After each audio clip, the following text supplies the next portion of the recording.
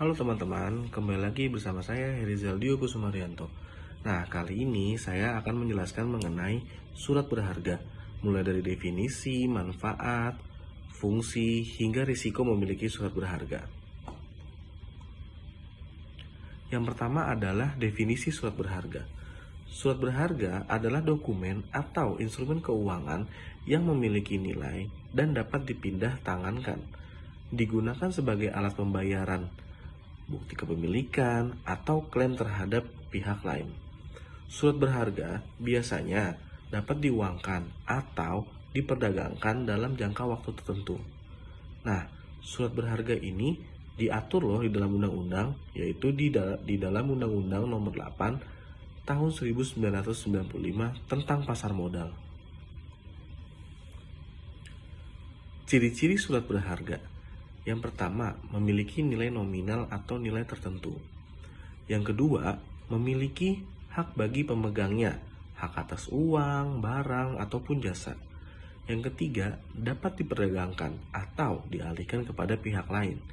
Yang keempat, memiliki jatuh tempo untuk surat berharga tertentu. Dan yang kelima, memiliki bentuk fisik, secara konvensional atau elektronik. Nah, berikutnya adalah jenis-jenis surat berharga. Yang pertama, surat berharga komersial. Itu ada wesel, atau perintah membayar sejumlah uang pada waktu tertentu. Berikutnya adalah cek, atau perintah tanpa syarat kepada bank untuk membayar. Berikutnya adalah giro, perintah pemindah bukuan sejumlah uang antar rekening. Lalu ada surat berharga pasar modal. Yang pertama, saham atau bukti kepemilikan perusahaan. Yang kedua adalah obligasi atau surat utang yang diterbitkan oleh perusahaan ataupun pemerintah. Yang ketiga adalah waran atau hak untuk membeli saham di masa depan. Berikutnya adalah surat berharga negara. Yang pertama itu adalah SBI, Sertifikat Bank Indonesia. Yang kedua itu adalah ORI, Obligasi Retail Indonesia. Dan yang ketiga itu adalah sukuk. Berikutnya adalah fungsi surat berharga. Yang pertama, alat pembayaran, contoh, cek dan wesel. Yang kedua adalah alat investasi, contohnya adalah saham ataupun obligasi. Yang ketiga adalah jaminan hutang, contoh surat berharga dapat diagungkan. Yang keempat adalah sarana perdagangan untuk memperoleh keuntungan. Dan yang terakhir, fungsi dari surat berharga adalah instrumen kebijakan moneter, contoh SBI untuk mengatur likuiditas. Berikutnya adalah manfaat memiliki surat berharga. Yang pertama itu potensi memperoleh keuntungan, bisa dari capital gain ataupun dividen. Lalu yang kedua, likuiditas tinggi, mudah dijual kembali. Yang ketiga, diversifikasi portofolio investasi. Yang keempat, perlindungan terhadap inflasi. Yang kelima, sumber pembiayaan bagi penerbitnya. Berikutnya adalah risiko memiliki surat berharga.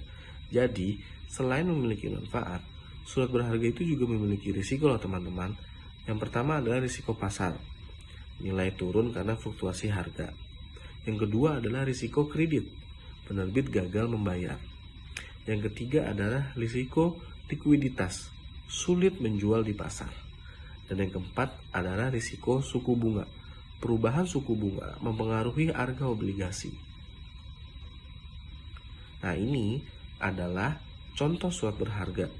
Dari surat berharga ini ternyata memiliki beberapa jenis loh teman-teman. Yang pertama adalah cek. Contohnya itu adalah cek bank. Nah, itu penerbitnya biasanya adalah nasabah ataupun bank itu sendiri. Yang kedua adalah wesel. Contohnya itu adalah bill of exchange. Nah, itu biasanya melibatkan adalah perusahaan. Yang ketiga itu adalah saham.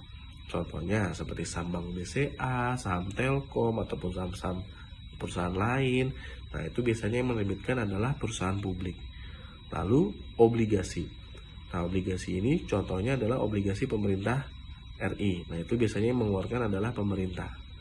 Lalu ada sukuk. Contohnya adalah sukuk retail SR012. Nah, itu biasanya yang mengeluarkan adalah pemerintah ataupun korporasi. Dan yang terakhir itu adalah SBI atau Sertifikat Bank Indonesia. Itu yang mengeluarkan adalah Bank Indonesia. Nah, kesimpulan dari penjelasan mengenai surat berharga ini adalah surat berharga adalah instrumen keuangan yang penting dalam perekonomian. Selain berfungsi sebagai alat pembayaran, surat berharga juga menjadi sarana investasi dan sumber pembiayaan. Namun, seperti investasi lainnya, kepemilikan surat berharga memiliki risiko yang perlu dikelola. Nah, itulah penjelasan mengenai surat berharga, teman-teman. Semoga materi kita kali ini bermanfaat ya. Terima kasih dan sampai jumpa lagi di pertemuan berikutnya.